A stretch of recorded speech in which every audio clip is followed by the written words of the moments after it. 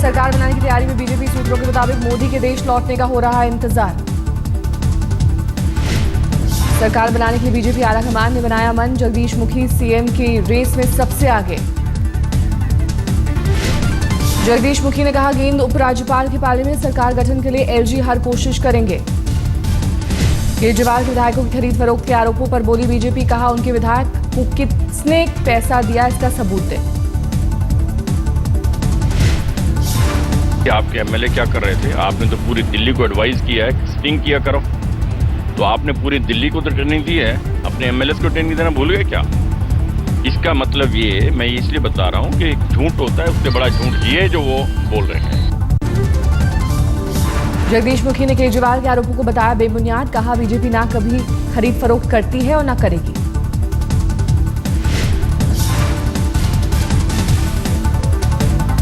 आरोप लगा है, निराधार है, बेबुनियाद है।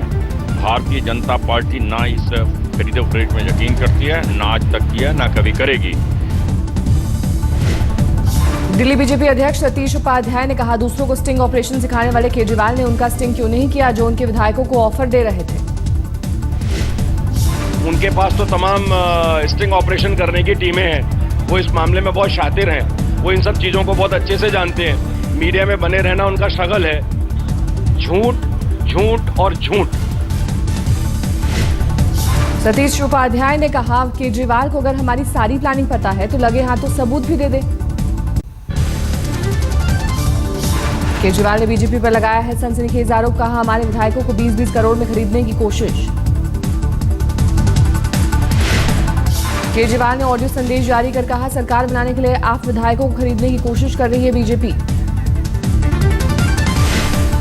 केजरीवाल ने किया दावा, हमारे विधायकों के साथ कांग्रेस के विधायकों को भी खरीदने की कोशिश में बीजेपी।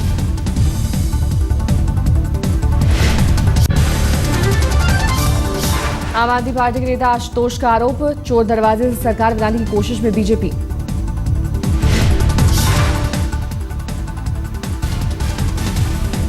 बाद से इन्होंने अब ये कहना बंद कर दिया है कि वो दिल्ली में चुनाव जीत सकते हैं, तो वो चोर दरवाजे से सरकार बनाने की कोशिश कर रहे हैं। मुझे लगता है कोशिश करके देखें वो।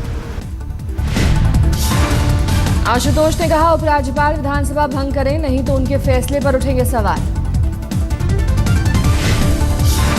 लोकसभा की कार्रवाई देखने संसद पहुंचा प्रियंका वाड्रा का बेटा, साथ में उसके दोस्त भी।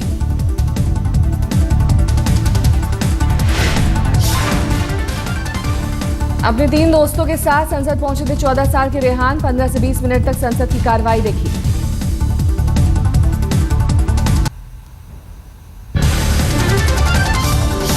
गंगोत्री में रामदेव के साथ फंसे सभी बच्चे सुरक्षित, चेतावनी के बावजूद गोमुख के लिए रवाना हुए रामदेव। उत्तराखंड के डीजीपी ने कहा, अगर बच्चों को नुकसान पहुंचा तो रामदेव के खिलाफ होगी कार्रवाई।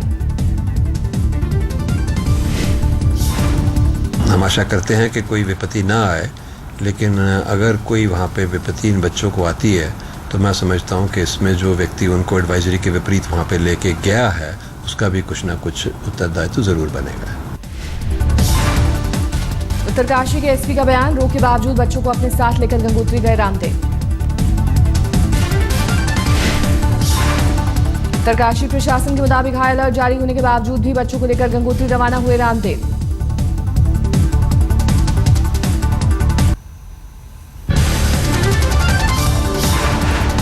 रामदेव के साथ गंगोत्री में फंसे ज्यादातर बच्चे उनके आश्रम से, स्थानीय प्रशासन की बढ़ी चिंता। उत्तराखंड आपदा प्रबंधन सेल ने कहा, अगर कोई हादसा होता है तो उसके लिए रामदेव होंगे जिम्मेदार।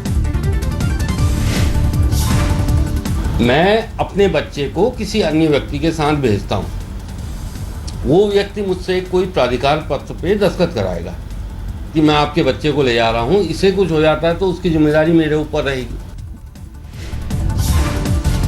गंगोत्री और उसके आसपास बीती रात से भारी बारिश, कई जगहों पर भूस्खलन की भी खबरें।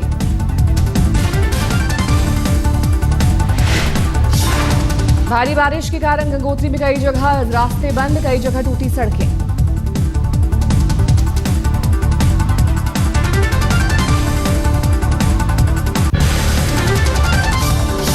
केदारनाथ में करीब 165 श्रद्धालु रास्ते में फंसे, चेतावनी जारी की गई। सरकार ने आज से 3 दिनों के लिए यात्रा बंद की।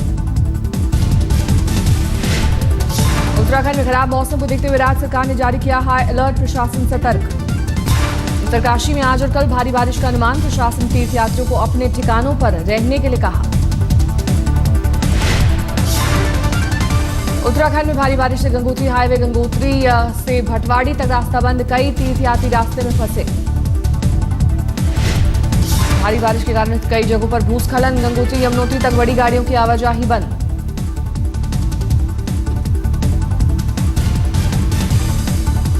शिवसेना नेता ने सामना में लिखा, वेद प्रताप वैदिक को वापस इस्लामाबाद भेज देना चाहिए।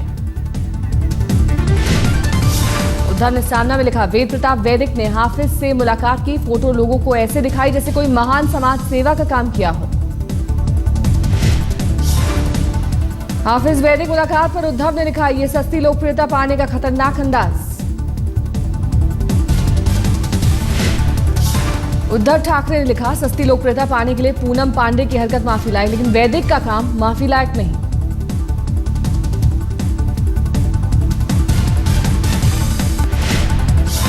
शिवसेना ने कहा, सरकार को हाफिज वैदिक मुलाकात मामले को गंभीरता से लेना चाहिए। शिवसेना के विरोध पर बोले वैदिक, कहा मेरा पूरा इंटरव्यू देखने के बाद वो मेरी तारीफ करेंगे।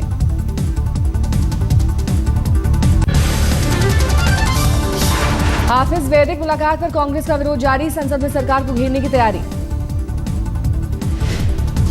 कांग्रेस नेता मल्लिकार्जुन खड़गे ने कहा कि देश जाना चाहता है कि दोनों में मुलाकात से हुई।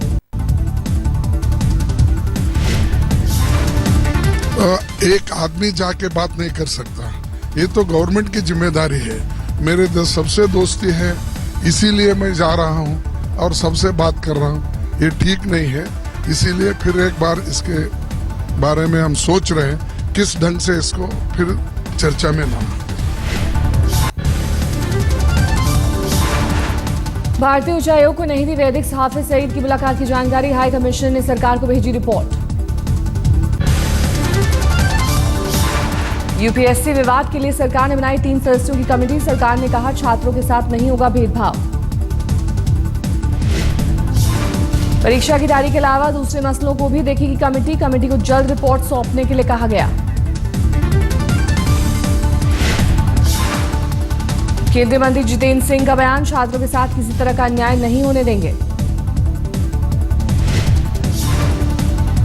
नहीं, हम विद्यार्थियों की चिंता को हम बड़ी सहानुभूति, संवेदनशीलता और गंभीरता से देख रहे हैं। हम नहीं चाहते कि कोई भी विद्यार्थी वर्ग ये समझे कि उनसे किसी भी प्रकार का पक्षपात हो रहा है, किसी भी कारण से, भले ही वो भाषा के कारण हो या किसी और कारण से। यूपीएससी की प्रारंभिक परीक्षा में सीसैट को हटाने की हो रही मांग, हिंदी मीडियम के छात्र कर रहे हैं विरोध।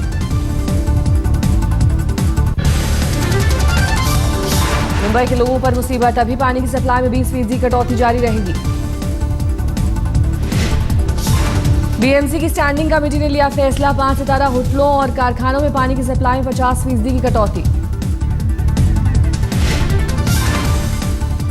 मुंबई में आज भी कई जगहों पर हुई झमाझम बारिश, बारिश के कारण विमानों की आवाजाही में देरी। हिंद माता और एल्फिंस्टन इलाकों में हालात सामान्य, बीती रात बारिश के कारण भारी जल जमाव। ईस्टर्न एक्सप्रेसवे पर भी यातायात सामान्य, मुंबई में पिछले 4 दिनों से हो रही है बारिश।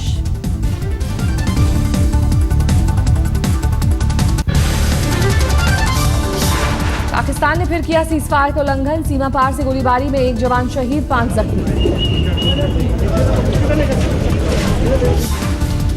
जम्मू के आरएसपुरा सेक्टर में पाक की ओर से फायरिंग, गोलीबारी में बीएसएफ का जवान संजय धर शहीद। सभी घायलों को इलाज के लिए जम्मू लाया गया, घायलों में एक कंपनी कमांडर भी शामिल। पाक रेंजर्स की ओर से अचानक की गई फायरिंग, खेत में काम कर रहे 3 बिहारी मजदूर भी घायल। जुलाई महीने में पाकिस्तान की ओर से सीज फायर की तीसरी घटना, सीमा पर बढ़ाई गई चौकसी।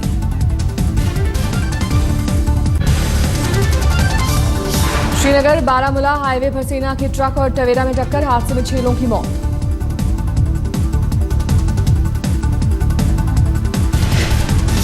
हादसे में मारे गए सभी लोग टवेरा में सवार थे, घटना के बाद स्थानीय लोगों ने जमकर किया हंगामा। घटना से गुस्साए लोगों ने जमकर किया पथराव। भीड़ को तितर बितर करने के लिए पुलिस ने की हवाई फायरिंग। हादसे के बाद गुस्साए लोगों ने किया हाईवे पर जाम। गाड़ियों की आवाजाही बुरी तरह प्रभावित। पुलिस ने सेना के ट्रक को जब्त किया। ड्राइवर भी गिरफ्तार। पुलिस कर रही है मामले की जांच।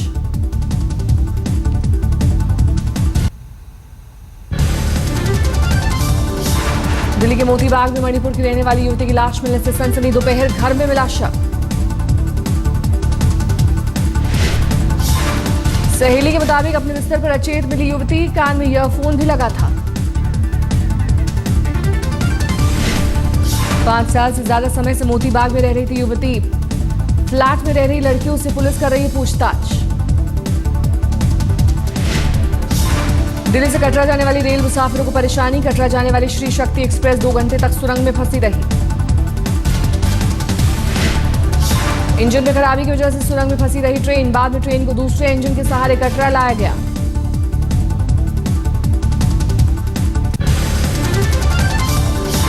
गुरु पूर्णिमा के मौके पर शिरडी के साईं दरबार में भक्तों ने दिल खोलकर दिया चढ़ावा। बाबा के दरबार में हुई नोटों की बारिश।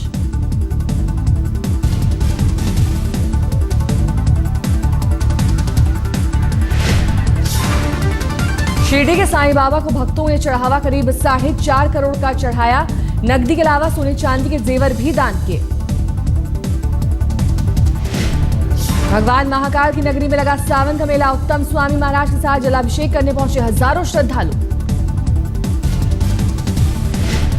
उज्जैन में उत्तम स्वामी महाराज ने शुरू की है ये परंपरा। भक्त अपने घर से जल लाकर महाकाल को चढ़ाते हैं। मैंने ये सोचा कि गांव का कल्याण करने के लिए, हमारा भारत गांव में बसता है और गांव के कल्याण की कामना लेकर मैंने सभी को संदेश दिया है कि अपने गांव के बावड़ी का, नदी का, तालाब का जल लाकर महाकाल पे चढ़ाया जाए और अपने गांव का कल्याण लेकर, उनका आशीर्वाद लेकर निरंतर ये बरसात है